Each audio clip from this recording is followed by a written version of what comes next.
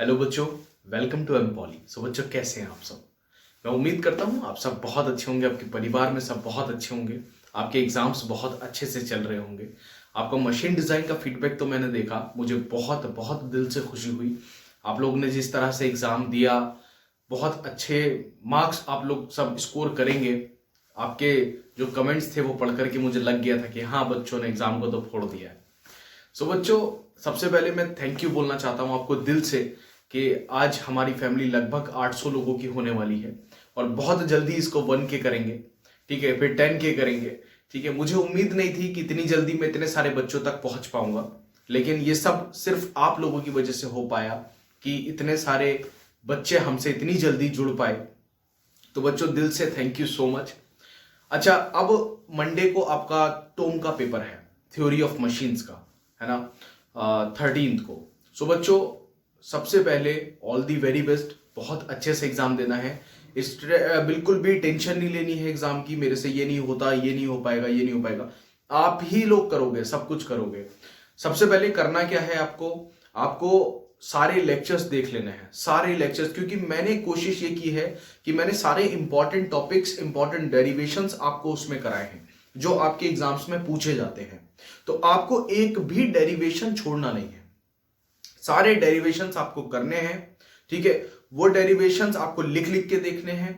Theory आपको नहीं छोड़नी है, क्योंकि थ्योरी भी एग्जाम में पूछी जाती है बच्चों।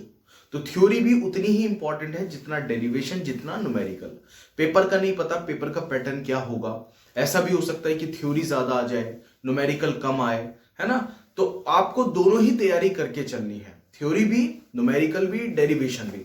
और डेरिवेशन इतने आसान तरीके से मैंने करा दिए हैं कि आपने अगर एक या दो बार लेक्चर देख लिया तो आपको डेरिवेशन तो याद हो जाएगा, ये मेरी गारंटी है, आप नहीं भूलेंगे। तो इसीलिए सारे लेक्चर्स आपको देख करके जाने हैं। ये लेक्चर्स आपको नहीं छोड़ने, बहुत इंपॉर्टेंट लेक्चर्स हैं। ठीक है, तो अच्छे से तैयारी करनी है, अभी बहुत टाइम है। ना आज की रात आपको सोना है, ना कल की रात सोना है, लेकिन इसका यह मतलब नहीं कि एग्जाम में सो जाना है। थोड़ा बहुत सो लीजिएगा, जितना रिक्वायरमेंट है, इतना नहीं, बहुत ज्यादा नहीं। तो रेस्ट भी लेना है, लेकिन तैयारी पे ज्यादा ध्यान देना है। देखो, बस ये सोच करके तैयारी करना कि मेरे को 2 दिन पढ़ना है और मेरा थ्योरी ऑफ मशीन क्लियर हो जाएगा, है ना। थ्योरी ऑफ मशीन अगर 2 दिन में क्लियर करना है तो जी जान लगा के मेहनत करो, ऐसा ना हो उसको अगले सेमेस्टर में भी झेलना पड़े। ठीक है, तो हमें क्या करना है, इसी सेमेस्टर में, इन्हीं 2 दिन में इस तरीके से तैयारी करनी है कि थ्योरी ऑफ मशीन्स हमारा क्लियर हो जाए बच्चों। अब नेक्स्ट सेमेस्टर की कुछ प्लानिंग हम कर रहे हैं आपके लिए। बेसिकली मेरा ये चल रहा है कि मुझे कुछ सब्जेक्ट्स आपको पढ़ाने हैं। कुछ सब्जेक्ट्स मैंने खुद से चूज किए हैं और कुछ सब्जेक्ट्स मैंने आपके ऊपर छोड़ दूंगा जो आप सेलेक्ट करेंगे। ठीक है, जैसे पहला सब्जेक्ट जो मुझे पढ़ाना है वो होगा अप्लाइड फिजिक्स 1 और अप्लाइड फिजिक्स 2। ये दोनों सब्जेक्ट्स आपके रहेंगे।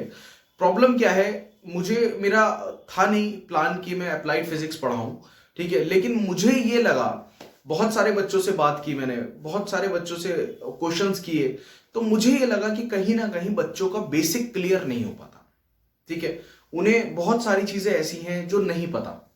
तो अगर वो चीजें आपको बता दी जाए, वो बेसिक अगर आपको पढ़ा दिया जाए, तो आपकी जो आगे की इंजीनियरिंग है, अगर आप डिप्लोमा के बाद बीटेक करते हैं, ठीक है, या आप इंजीनियरिंग फील्ड में ही जाते हैं, या आप डिजाइनिंग फील्ड में जाते हैं, तो आपको बड़ी हेल्प मिलेगी उस बेसिक पढ़ने से। ठीक है, सपोज बच्चों आपको यही नहीं पता कि एरिया ऑफ रेक्टेंगल क्या होता है, तो आप जो रेक्टेंगल है उसको कैसे बनाएंगे, है ना। तो आपको एरिया ऑफ रेक्टेंगल पता होना चाहिए कि लेंथ इनटू ब्रेथ क्या होता है, एरिया ऑफ रेक्टेंगल होता है। ठीक है, तो वही चीजें मुझे आपको सारी अप्लाइड फिजिक्स पूरी पढ़ानी है। आपको वेलोसिटी क्या होती है, टाइम क्या होता है, स्पीड क्या होती है, डिस्टेंस और डिस्प्लेसमेंट क्या होता है, ये सारी चीजें हिंदी और इंग्लिश दोनों में पढ़ाऊंगा बच्चों। बाइलिंगुअल आपके लेक्चर्स चलेंगे। नोट्स हम तैयार कर रहे हैं, मैं आपके लिए स्पेशली नोट्स तैयार कर रहा हूं। हैंड रिटन नोट्स भी हो सकते हैं और आपकी पीडीएफ भी हो सकती है, वो आपको एम पॉली के टेलीग्राम चैनल पर शेयर कर दी जाएंगी, वहां से आप सारी ही डाउनलोड कर सकते हैं बच्चों। दूसरा, आपके कुछ सेमेस्टर के और सब्जेक्ट्स हैं, जैसे मैंने चूज किया है रेफ्रिजरेशन एंड एयर कंडीशनिंग, जो मैं आपको पढ़ाऊंगा, इंडस्ट्रियल इंजीनियरिंग। ठीक है, इसके अलावा अगर कोई और सब्जेक्ट आप पढ़ना चाहते हैं तो आप कमेंट कर सकते हैं, मैं डेफिनेटली कोशिश करूंगा कि मैं वो सब्जेक्ट भी आपको पढ़ा दूं। ठीक है, और बाकी मेहनत करते रहिए, अच्छे से तैयारी करते रहिए और नेक्स्ट सेमेस्टर में हमें जी जान लगा करके मेहनत करनी है।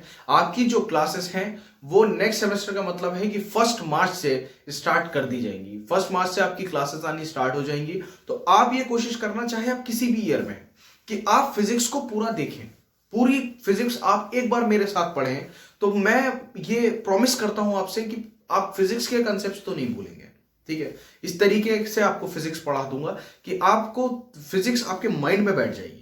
और मैं साथ साथ ये कोशिश कर रहा हूं कि मैं व्हाइट बोर्ड में कुछ ऐसे चेंजेस, कुछ ना कुछ ऐसा कर दूं कि मैं आपको एनिमेटेड करके वो चीजें दिखा पाऊं। ठीक है, अब मुझे उसके लिए एलईडी लगवानी पड़े या जो भी करना पड़े वो मैं करूंगा आपके लिए। ठीक है, बस आपको मेरे साथ मेहनत करनी है, लगे रहना है। और टॉम अब फाइनली आपका आ रहा है, उसके लिए ऑल दी वेरी बेस्ट। अच्छे से करना, लेक्चर मत छोड़ना, सारे लेक्चर्स आपको करके जाने हैं। मैं उम्मीद करता हूं आपका एग्जाम बहुत अच्छा होगा। मेरी बेस्ट विशेस आपके साथ हैं बच्चों।